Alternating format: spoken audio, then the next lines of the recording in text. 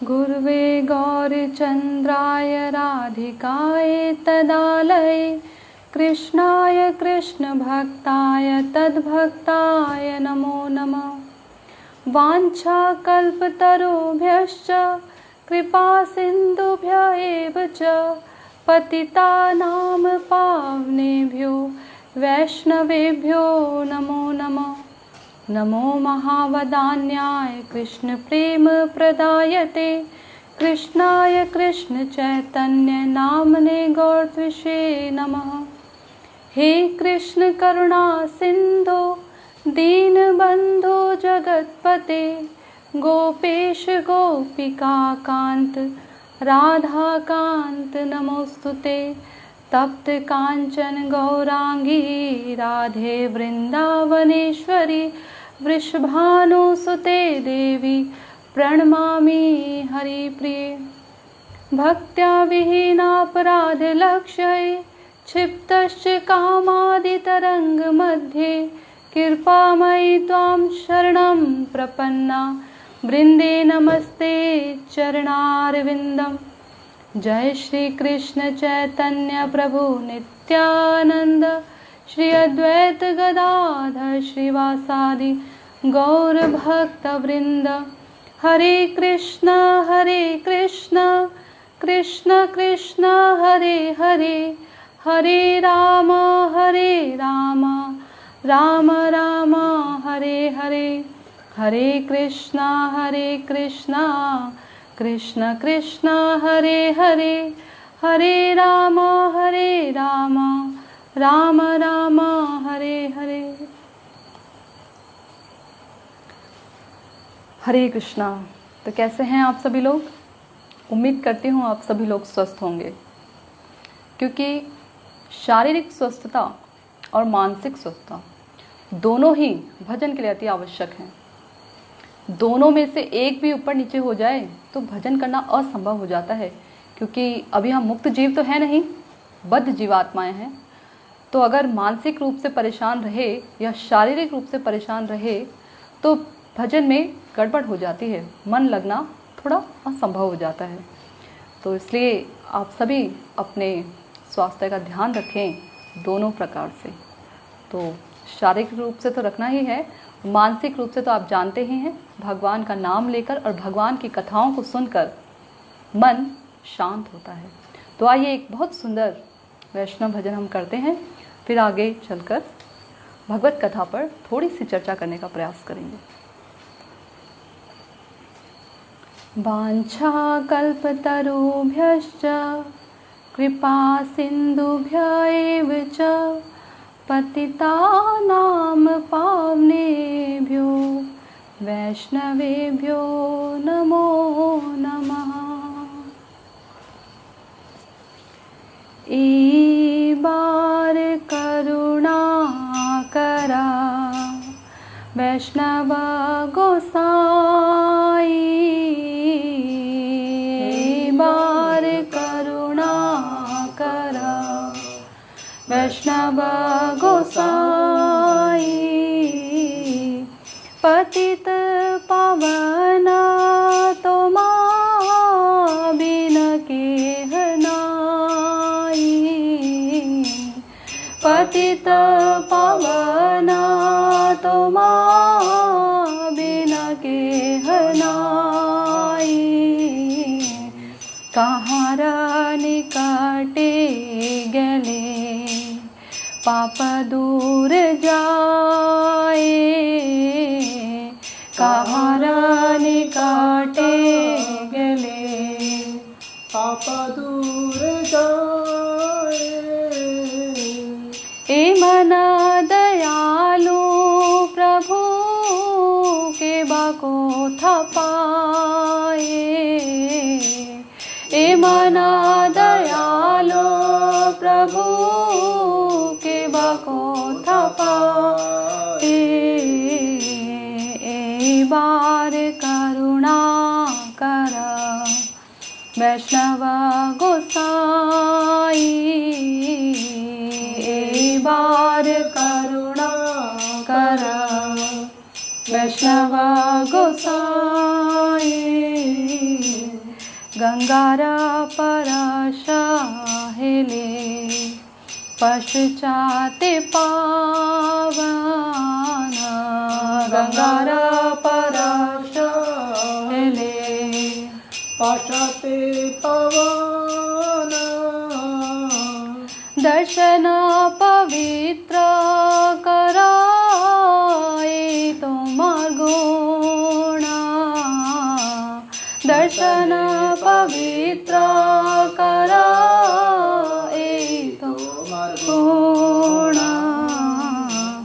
हरि स्थाने अपराधे तारे हरि नामा हरि स्थाने अपराधे तारे हरि नामा तुमार स्थाने अपराधे नाही का इडाना तुमार स्थाने अपराधे नाही का तुम्हारा हृदय सदा गोविंद विश्राम तुम्हारा हृदय सदा गोविंद विश्राम गोविंद कहे न ममा वैष्णवे वैष्णव पराण गोविंद कहे न ममा वैष्णव पराण प्रतिजन करी आशा चरणेर धूली प्रतिजन करी आशा चरणेर धूली नरोत्तम कर दया अपनार बली नरोत्तम कर दया अपनार बली हे बार करुणा कर वैष्णव गोसाई ए बार करुणा कर वैष्णव गोसाई पतित पावन तुमा बिन के हनाई पतित पावन तुमा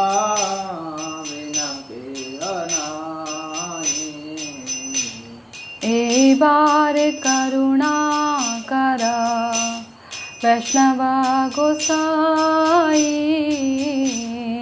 ए बार करुणा कर वैष्णव गोसाई जय वैष्णव ठाकुर जय वैष्णव ठाकुर जय वैष्णव ठाकुर जय वैष्णव ठाकुर जय वैष्णव ठाकुर जय वैष्णव ठाकुर वैष्णव ठाकुर जय वैष्णव ठाकुर।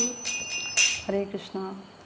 आज श्रीपाद गौर गोविंद महाराज जी का आविर्भाव तिथि है, तो ये जो वैष्णव भजन है हमने उन्हीं के लिए गाया है और उनसे कृपा की याचना करते हैं कि वो हम पर अपनी कृपा दृष्टि बनाए रखें।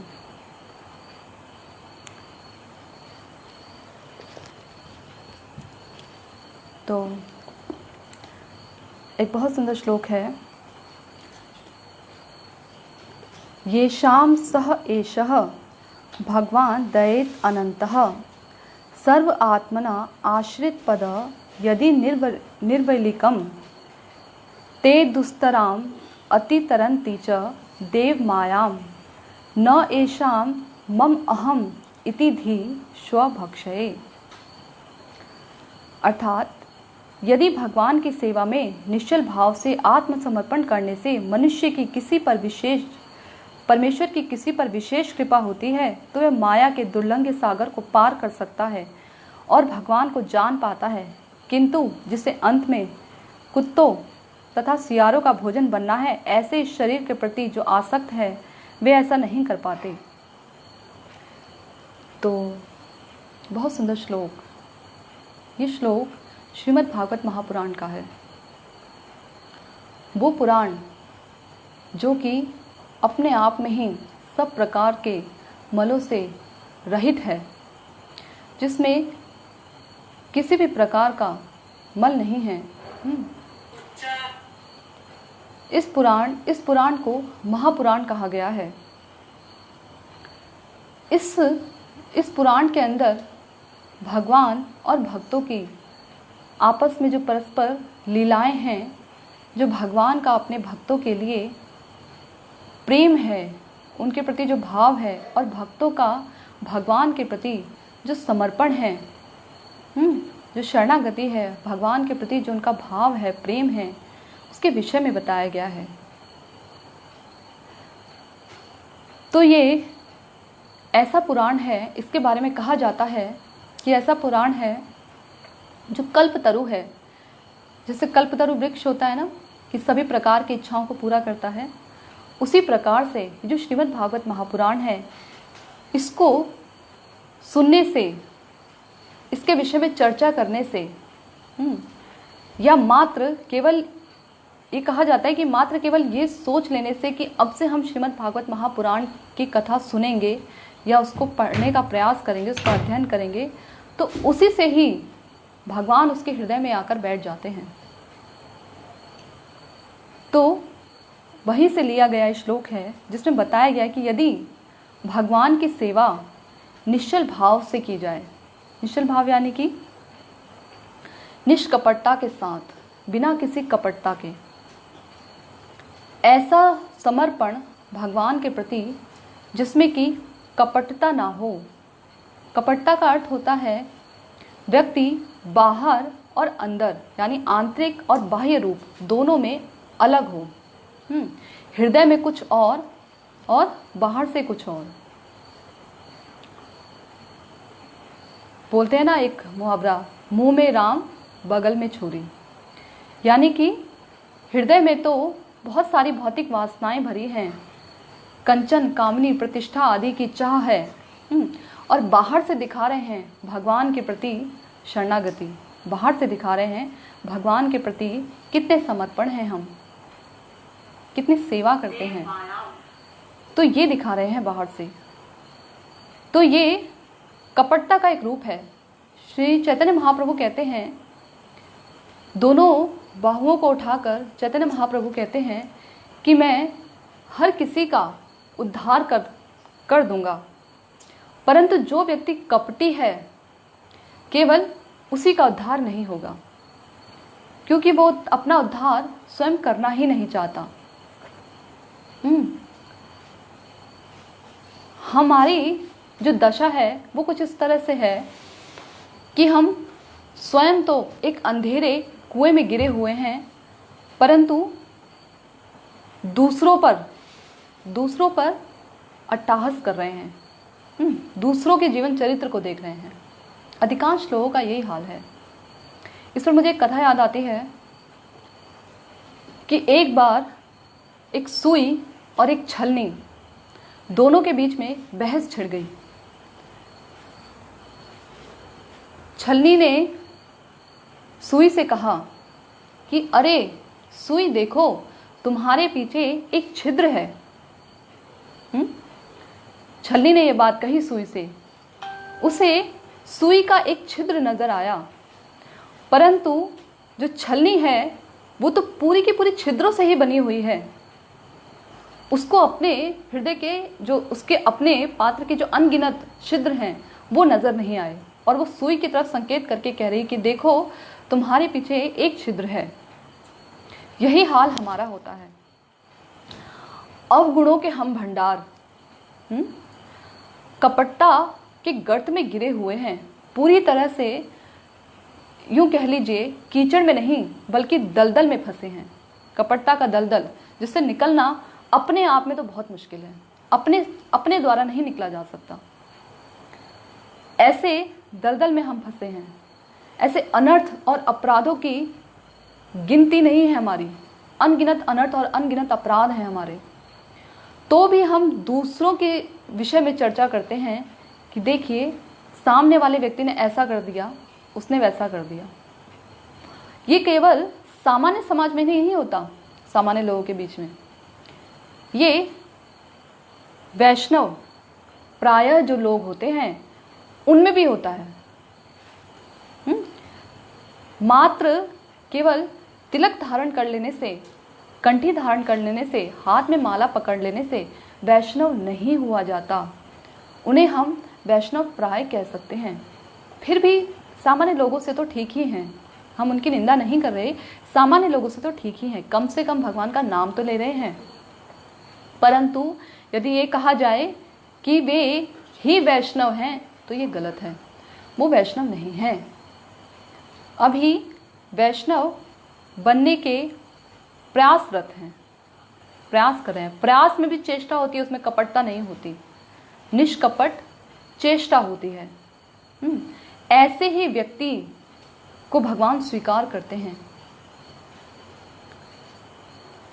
कपट, पट का मतलब दरवाजा, जिसके अंदर कपटता होती है ना, उसके हृदय का दरवाजा बंद होता है।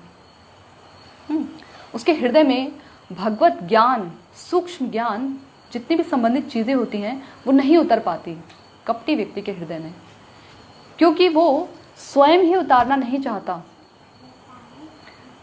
एक बहुत सुंदर श्लोक है, ये श्लोक है, अतः श्री कृष्ण नाम आदि न भवेत ग्राहम इंद्रिये सेवन मुखे ही जीवादो स्वयमेव स्फुरत्यदा। यानी कि जो भगवान के जो नाम रूप गुण लीला आदि हैं, ये सब के सब अपने आप से इंद्रियों में जो है स्फुरित नहीं होते। ये कैसे स्फुरित होते हैं? उन इंद्रियों में, उन चिन्मय इंद्रियों में स्फुरित होंगे जो कि सेवन मुख हो चुकी हैं, जिन्हें सेवा करके चिन्मय बनाया जा चुका है, सेवा के द्वारा। बिना सेवा के ये इंद्रियां जो हैं, जिन जड़ इंद्रियों से हम भगवान की सेवा करते हैं, ये इंद्रियां एक दिन सेवा करते करते अपने आप ही चिन्मय हो जाती हैं, भगवान की कृपा द्वारा, वैष्णव की कृपा के द्वारा। तो इस प्रकार से ये जो इंद्रियां हैं, ये सेवा करके भगवत संबंधी ज्ञान को जान पाती हैं। इसलिए यहाँ पर कह रहे हैं कि भगवान के निश्चल भाव से जो व्यक्ति आत्मसमर्पण करता है, जो भगवान को शरणागत होता है, मानस देहा गेहा जो किछु मोर अर्पिलो तुया पदे नंद किशोर। यानी कि नंद किशोर के चरण कमलों में ये प्रार्थना हो रही है कि हे प्रभु, मैंने आपके चरण कमलों में अपने मन को, अपने देह को, परिवार को, परिवार संबंधित जितनी भी चीज़ें हैं उन सबको समर्पित कर दिया है। जो कुछ मेरा था वो मैंने आपको समर्पित कर दिया है। ऐसी ही भावना के साथ जब हम भगवान का भजन करते हैं तो ही हमारी इंद्रियां शुद्ध होती हैं। उसे ही कहेंगे निष्कपटता। जिस हृदय में केवल भगवान की प्रेम प्राप्ति के लिए ही वासनाएं उपजती हैं, इच्छाएं उपजती हैं, केवल उसी हृदय में भगवान आकर विराजमान होते हैं, अन्य हृदय में नहीं। कैसे विराजेंगे? तो हमारा हृदय सदा गोविंद विश्राम, जो वैष्णव का हृदय होता है वो गोविंद का विश्राम स्थल ही होता है। अगर हम भगवान से हमेशा इच्छाएं ही करते रहेंगे तो भगवान वहाँ विश्राम कैसे करेंगे? रुकेंगे कैसे?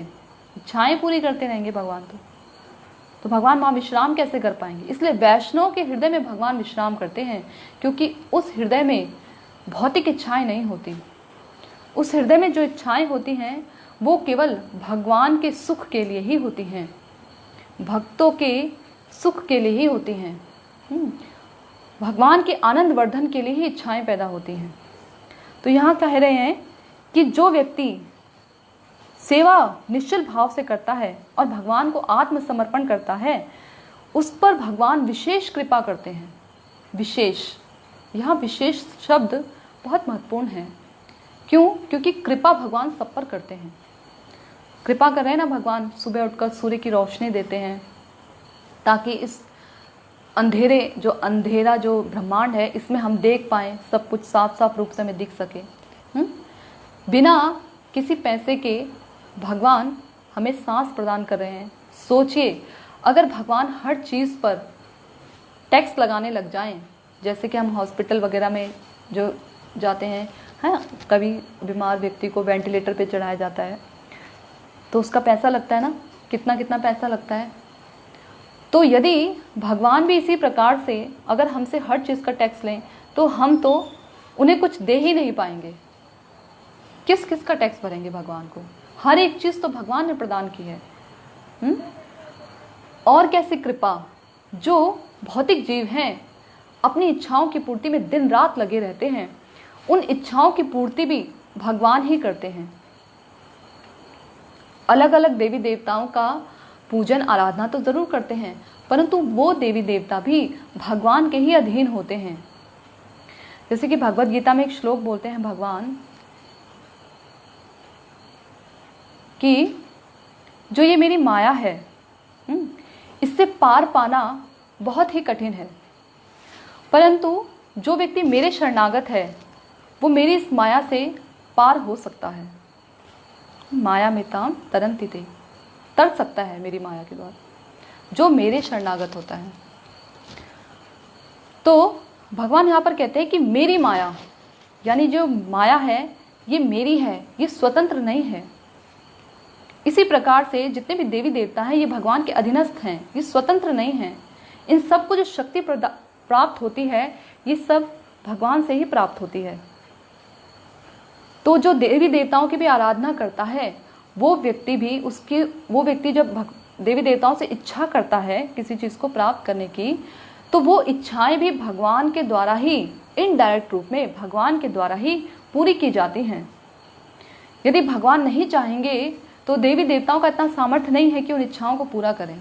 तो भगवान की ये हम पर कृपा है कि वो हमारी इच्छाओं को पूरा करते हैं। विशेष कृपा कैसी? जो व्यक्ति निष्कपट भाव से भगवान के प्रति शरणागत होता है, भगवान उस पर विशेष कृपा करते हैं। यानी कि भगवान उसे ऐसा ज्ञान प्रदान करते हैं, ऐसा बुद्धि प्रदान करते हैं जिसके द्वारा वो भगवान तक पहुंच पाता है। ऐसी बुद्धि भगवान उसे प्रदान करते हैं। ददामि बुद्धि योगम, ऐसी बुद्धि देते हैं भगवान उसे, जिस बुद्धि से वो भगवान की लीला कथाओं को सही ढंग से तत्व रूप से समझ पाता है। भगवान की लीला कथाओं को तत्व रूप में समझना बहुत आवश्यक है। कथाएं तो बहुत होती हैं, ऐसा नहीं है कि कथाएं नहीं होती, पूरे संसार में कथाएं होती हैं।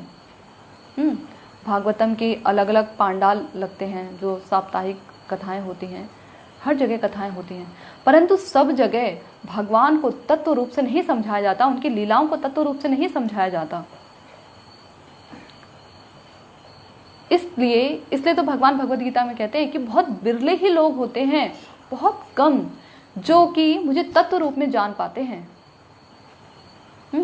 तो भगवान ऐसी बुद्धि प्रदान करते हैं जिसके द्वारा हम भगवान को तत्व रूप से जान पाएं। जब भगवान को ठीक से जानेंगे तभी तो उनके प्रति शरणागत होंगे। जब जान ही नहीं पाएंगे, अच्छा, हृदय का झुकाव किसकी तरफ होता है? हृदय का झुकाव उसकी तरफ होता है जब हम देखते हैं कि सामने वाले व्यक्ति ने हमारे लिए कितना कुछ किया है, तभी तो हमारे हृदय में उसके लिए कुछ झुकाव उत्पन्न होगा। स्वार्थी व्यक्ति के प्रति हमारे हृदय में झुकाव नहीं उत्पन्न होता, सामान्य रूप से देखा जाए तो जब हमें भगवान के गुणों के विषय में और भगवान ने हम पर कितनी कृपा की है इस विषय में पता लगेगा, तभी तो हमारा भगवान के प्रति कुछ झुकाव होगा। उनकी लीलाओं कथाओं को सुनने में हमारा तभी तो मन लगेगा। तो कह रहे हैं कि भगवान ऐसे लोगों पर विशेष कृपा करते हैं।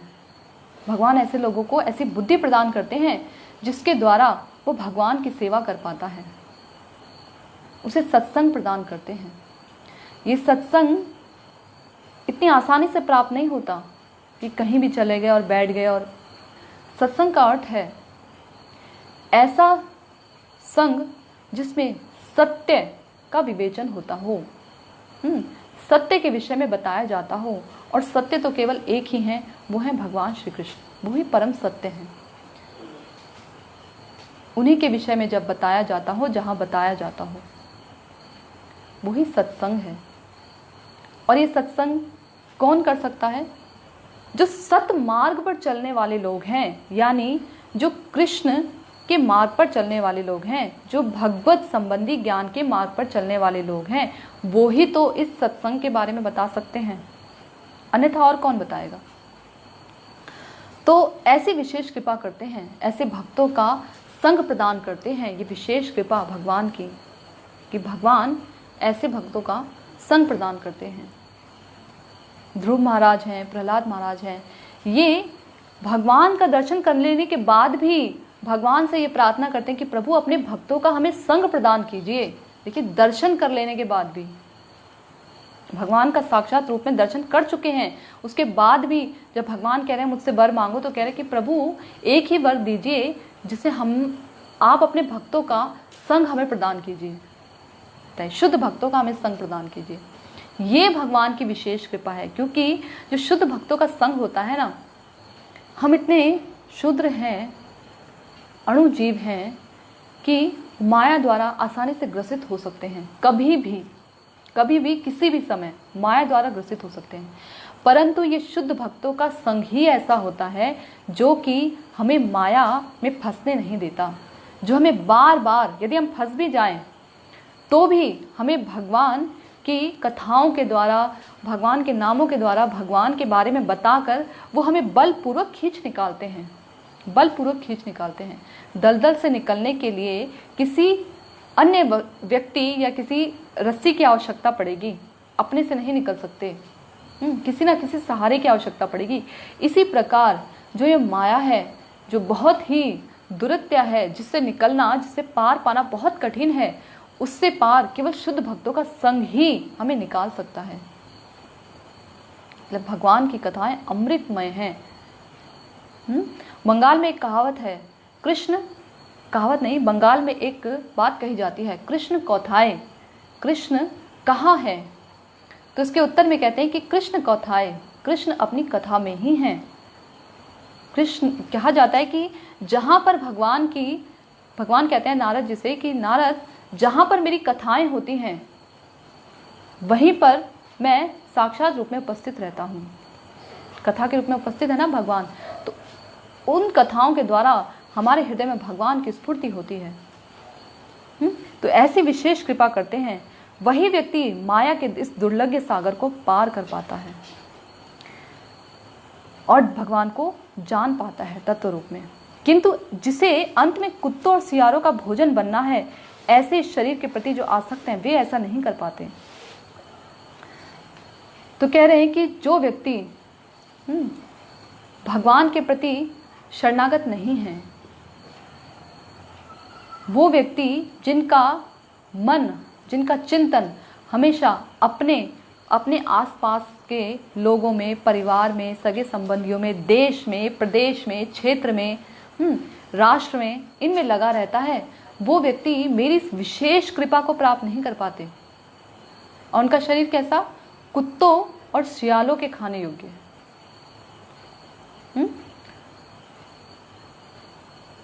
तो ऐसे लोग भगवान को प्राप्त नहीं कर पाते, जिनकी आसक्ति भगवान में ना होकर इस संसार में होती है।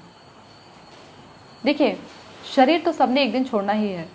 ऐसा नहीं है कि कोई ये कहे कि हम यहाँ हमेशा के लिए आए हैं, हमेशा के लिए रहेंगे, ऐसा तो नहीं है। क्योंकि भगवान स्वयं कह रहे हैं कि अशाश्वत जगत है, तो यहाँ हमेशा के लिए तो हम नहीं रहने आए हैं। जाना तो हम सभी ने एक दिन है, शरीर हम सभी ने एक दिन छोड़ना है, बस मालूम नहीं है कि कब छोड़ना है, यही नहीं पता कि कब छोड़ना है। इसलिए मरने से पहले, ये शरीर के छूट जाने से पहले जल्दी से जल्दी तैयारी कर लेनी चाहिए। तैयारी कैसी? वो तैयारी जिसमें हम अपने अगले जन्म को सुधार सकें, ये जन्म तो हमें जैसा मिलना था मिल गया, जैसा होना था हो गया, जैसे हमारे कर्म थे उन कर्मों के अनुसार हम इस जन्म में अपने प्रारब्धों को भोग रहे हैं। वो क्रियाएं हम कर रहे हैं, परंतु अब अगले जन्म को सुधारने की तैयारी हमें करनी चाहिए अभी से। जाने कब ये सांस अंतिम सांस हो जाए, जाने कब ये सांस छूट जाए। तो ये तैयारी कैसी? ये तैयारी ऐसी जिसमें भगवान के वो दिन, जो दिन भगवान के नामों से, उनकी कथाओं से, उनके चिंतन से सुसज्जित हो, वो दिन ही असली में हमारी आयु का शुभ दिन है, यानी वो ही हमारी असली आयु है। और जिसमें हमने भगवान के, जिस दिन हमने भगवान के नामों का उच्चारण नहीं किया, भगवान की कथाओं को इन कानों के द्वारा सुना नहीं, भगवान का चिंतन नहीं किया, भगवत सेवा नहीं की, हरि गुरु वैष्णव की सेवा नहीं की, तो वो दिन बेकार है। भगवान से निरंतर ये प्रार्थना करनी चाहिए कि हमारे जीवन में कभी ऐसा दिन आए ही ना कि हम कभी हरि गुरु वैष्णव की सेवा में लग ना पाएं, ऐसा दिन ना आए हमारे जीवन में। जब कोई व्यक्ति भगवान के शरणागत होता है ना पूरी तरह से, तो उसके लिए जो संसार है, जो इतना बड़ा संसार है जिसे भव सागर का नाम दिया गया है, ये सागर गौवत्स का, गौ का बछड़ा होता है ना, वत्स, उसका जो खुर होता है छोटा सा, गाय के भी खुर की बात नहीं कही गई, गौ वत्स के खुर की बात की गई है, उसके बराबर हो जाता है, जिसे आसानी से लांग लिया जाता है, पता भी नहीं लगता कि कब लांग गए उसको। अगर मान लीजिए इतना सा गौवत्स, एक गाय के बछड़े का खुर बना हुआ है जमीन के अंदर और उसमें पानी भर जाए, तो क्या चलते समय ये व्यक्ति को बोलेंगे अरे आराम से देख कर जाना, सामने एक गड्ढा है, जो जा रहा होगा देखेगा कौन सा गड्ढा है, कौन सा गड्ढा है, परंतु उसे गड्ढा ही नहीं दिखेगा, वो इतना छोटा सा गड्ढा होता है। और अगर दिख भी जाए तो वो खुद ही हंसेगा कि इस गड्ढे को ध्यान से देखकर पार करने की बात हो रही थी, इसे तो आसानी से पार किया जा सकता है। ठीक इसी प्रकार से जो भी भगवान के शरणागत होते हैं वो बड़ी आसानी से इस संसार सागर को पार कर जाते हैं। उन्हें इस बात की चिंता करने की आवश्यकता नहीं पड़ती कि सामने ये सागर है, भव सागर है, इसको पार करना है, इसको कैसे पार करेंगे, माया में हम फंस जाएंगे। उन्हें इस बात की चिंता नहीं रहती।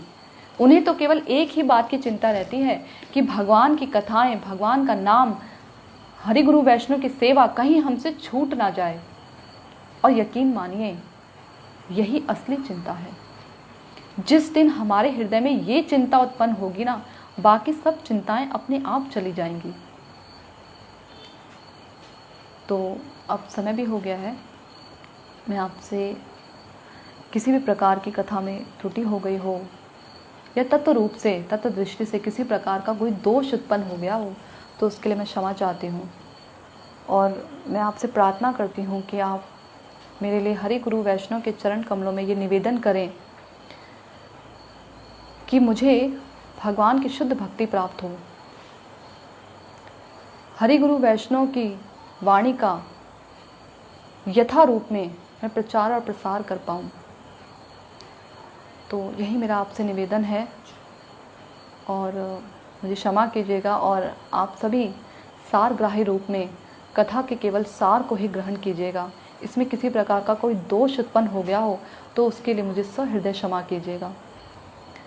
हरे कृष्णा। वांछा कल्पतरुभ्यश्च कृपा सिंधुभ्य एव च पतितानां पावनेभ्यो वैष्णवेभ्यो नमो नमः।